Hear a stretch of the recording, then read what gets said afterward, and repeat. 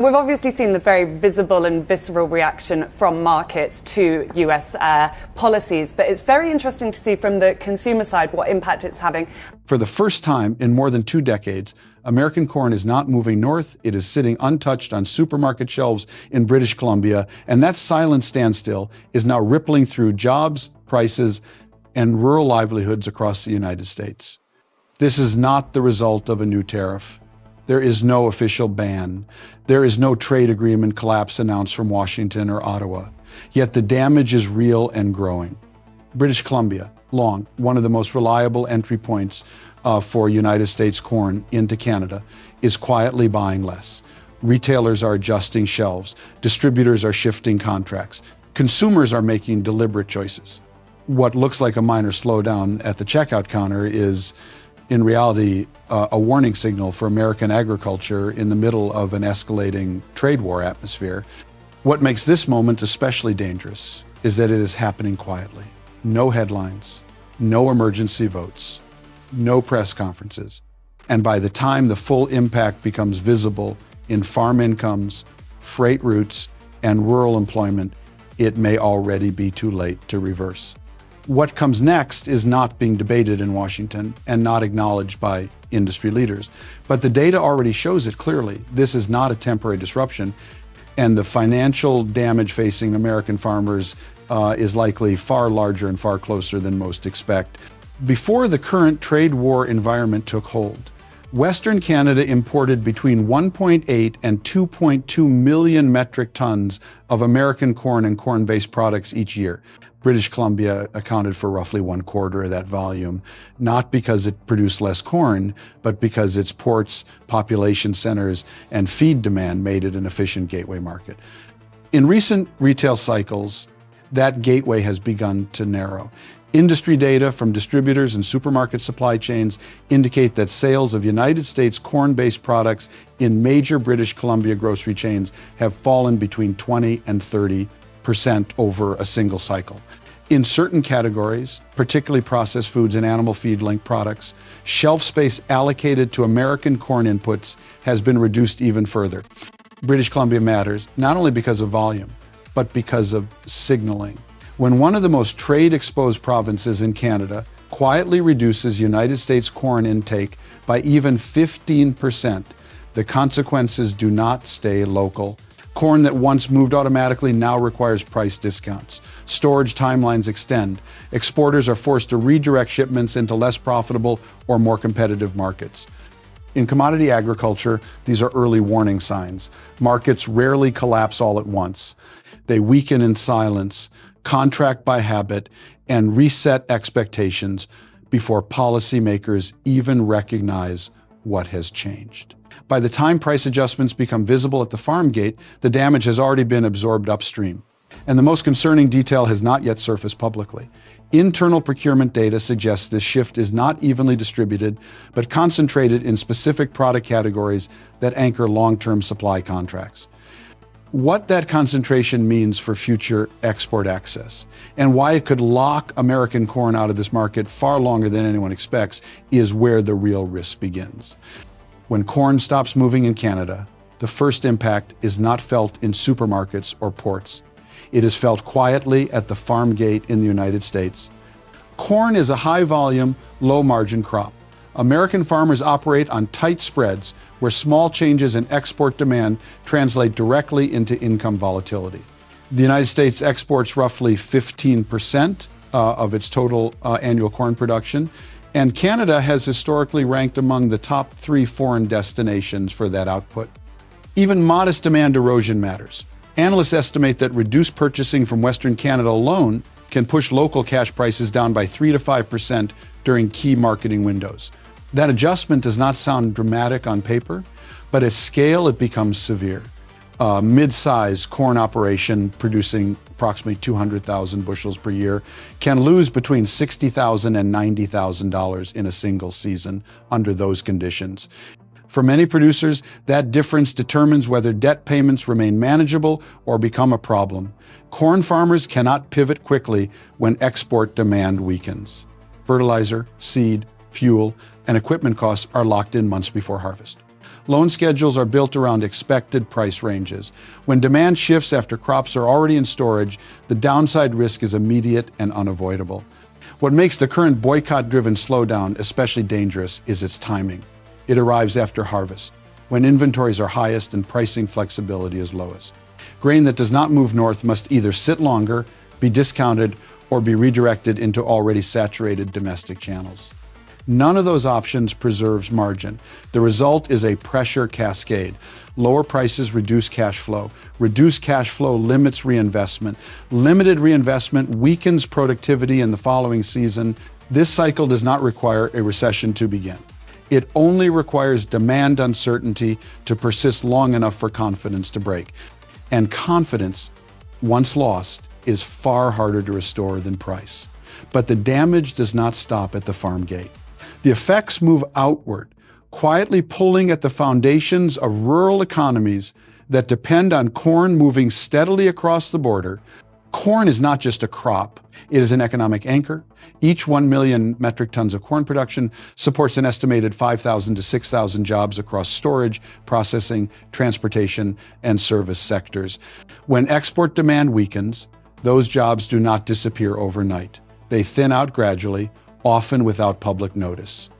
In logistics corridors tied to cross-border agricultural trade, trucking firms report route reductions between 10 and 20%, linked specifically to grain shipments. Fewer loads mean fewer driver hours. Fewer hours mean fewer seasonal hires. These adjustments rarely make headlines, but they accumulate month by month. Grain elevators feel the slowdown next. Higher inventories stretch storage capacity beyond seasonal norms, forcing operators to slow intake and delay maintenance schedules.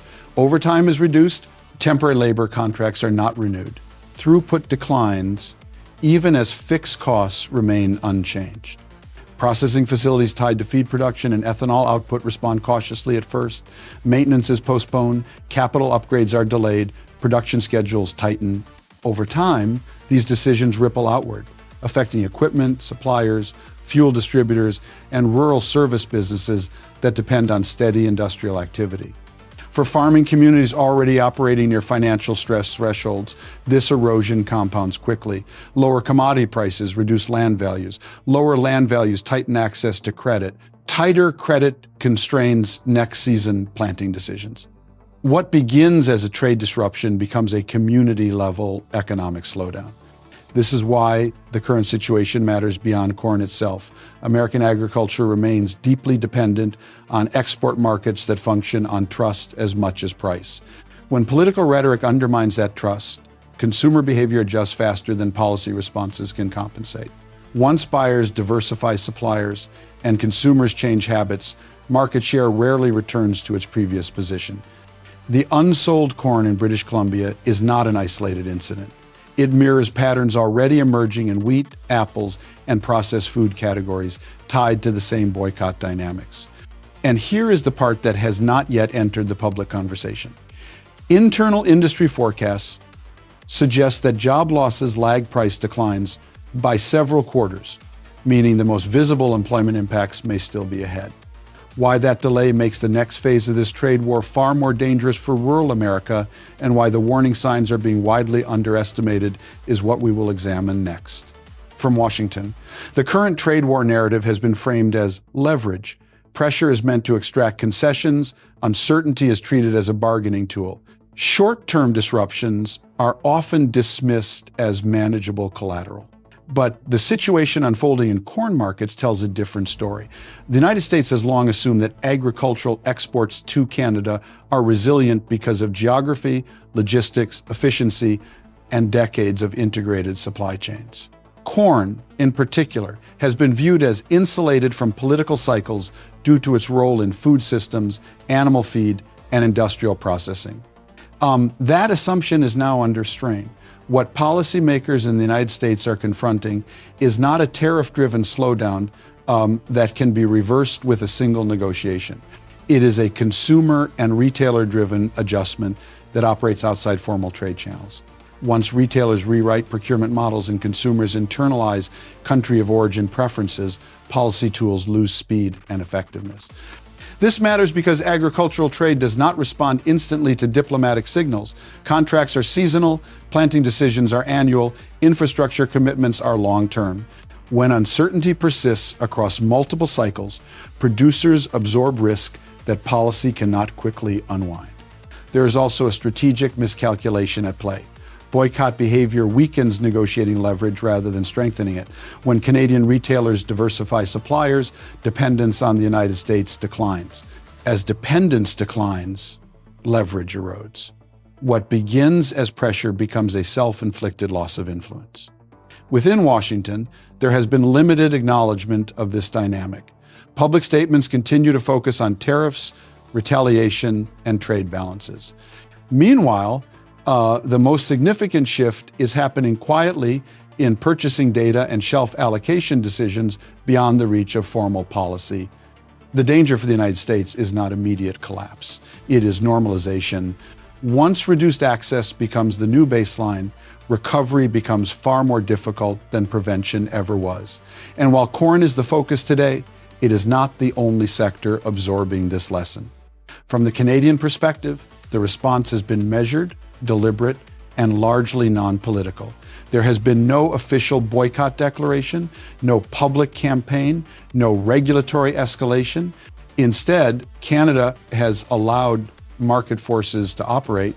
Retailers respond to consumer signals. Importers hedge supply risk. Procurement managers quietly reduce exposure to political volatility. This approach carries advantages. By avoiding formal retaliation, Canada preserves diplomatic flexibility while still achieving diversification. Domestic corn production gains shelf presence. Imports from South America expand. Supply chains become more resilient to political shocks originating outside Canadian control. For international suppliers, this shift represents opportunity. South American exporters benefit from incremental demand. Processing firms gain new entry points into Canadian distribution networks. Over time, these relationships harden into contracts, logistics routes, and pricing expectations that are difficult to displace. This is how trade realignment actually occurs. Not through dramatic announcements, but through repeated, rational decisions that reduce risk. For American exporters, the competitive landscape becomes more complex. Winning back market share requires more than price adjustments. It requires rebuilding trust and predictability in a market that has already learned to function without relying exclusively on the United States. The broader implication extends beyond Canada. Allies are watching closely. When political rhetoric in the United States spills into consumer markets, it creates a template for risk assessment elsewhere. Countries that once assumed American supply stability may now factor political volatility into long-term planning. This is how trade war consequences spread internationally without formal escalation. And here is the critical point often overlooked. Once diversification investments are made, they do not reverse easily. Infrastructure, contracts, and supply relationships are sticky. Even if political tensions ease, commercial habits may not. The corn slowdown in British Columbia may appear limited in scale today, but as a signal, it is powerful. It shows how quickly trust can be priced out of a market. What remains unclear and deeply concerning is how far this dynamic has already progressed beyond public visibility, because the next phase of this story does not depend on Canada alone. It depends on how many other markets are quietly reaching the same conclusion and how long the United States can afford to ignore the warning. The most dangerous aspect of the current corn slowdown is not the immediate loss of sales, it is the strategic exposure it reveals. American agriculture has been built on an assumption that proximity, scale, and price efficiency guarantee export stability. For decades, Canada fit perfectly into that model: short transport distances, integrated supply chains, political alignment. Corn moved north not because it was always the cheapest, but because it was the safest and most predictable option. That advantage is now eroding. When trade war rhetoric enters consumer consciousness, agricultural exports become reputational assets rather than neutral commodities. Corn does not change physically, but its perceived risk profile does. Buyers begin to ask not only about price, but about continuity, reliability, and political exposure over multiple seasons. This is where the long-term risk emerges. Once importers diversify even modestly, they reduce dependence. Reduced dependence lowers vulnerability. Lower vulnerability eliminates urgency to return to previous suppliers. Over time, what began as a temporary hedge becomes a permanent restructuring of supply chains. For the United States, this creates a strategic dilemma. Winning back market share requires more than competitive pricing. It requires restoring confidence that political shifts will not disrupt commercial flows. That is a far more difficult task than adjusting tariffs or renegotiating quotas, especially in markets where alternatives are now proven and operational. The structural risk deepens when timing is considered. Agricultural investment decisions operate on multi-year cycles. Infrastructure, storage capacity, and processing relationships are not rebuilt season by season. If Canadian buyers lock in diversified supply routes over several planting cycles, the United States may find that even favorable market conditions no longer guarantee access. There is also a domestic constraint. American farmers cannot simply absorb prolonged export uncertainty without consequences. Reduced margins limit reinvestment. Deferred maintenance accumulates. Debt loads become heavier relative to income. Over time, this weakens competitiveness, precisely when global competition is intensifying. This is the turning point few are acknowledging publicly. Trade war strategies often assume reversibility, that pressure can be applied, concessions extracted, and markets restored. But consumer-driven and retailer-driven shifts do not operate on that timeline. Once trust is priced out of a system, it does not automatically return when rhetoric softens. The corn sitting unsold in British Columbia represents more than lost revenue. It represents a market learning how to function without automatic reliance on American supply. And here is the most sobering implication. If this adjustment continues quietly for several more cycles, the losses recorded so far may only represent the smallest portion of what is already locked into future contracts, infrastructure decisions, and purchasing habits. By the time those commitments become visible in export statistics, the opportunity to prevent them may already be gone. What that means for the next phase of American agriculture and why the final consequences may land far from grocery shelves and ports is the final piece of this story. What began as unsold corn on a handful of supermarket shelves in British Columbia now reads as something far more serious. This was not a policy decision. It was not a tariff dispute settled in conference rooms. It was a behavioral shift driven by consumers and retailers unfolding quietly inside a trade war environment where trust has become as valuable as price. For the United States, the warning is clear. Agricultural power is not measured only by output, acreage, or efficiency. It is measured by confidence. Once buyers learn to operate without relying automatically on American supply, that confidence is difficult to rebuild, even if political conditions improve. For American farmers, the stakes are immediate and personal. Lower prices compress margins. Compressed margins strain jobs, credit, and rural stability. And when those pressures accumulate, the damage does not stay confined to farms. It spreads through communities, logistics networks, and regional economies that depend on exports continuing to move. The unsold corn in Canada is not the end of the story. It is an early signal. The real question now facing policymakers and producers alike is whether this moment is recognized as a warning in time or dismissed as noise until the structural consequences become unavoidable. So we leave you with this question. Is this a bold trade war strategy that will ultimately strengthen the United States, or a risky miscalculation whose true cost will only be felt after markets have already moved on? Subscribe for more fact-based global trade analysis.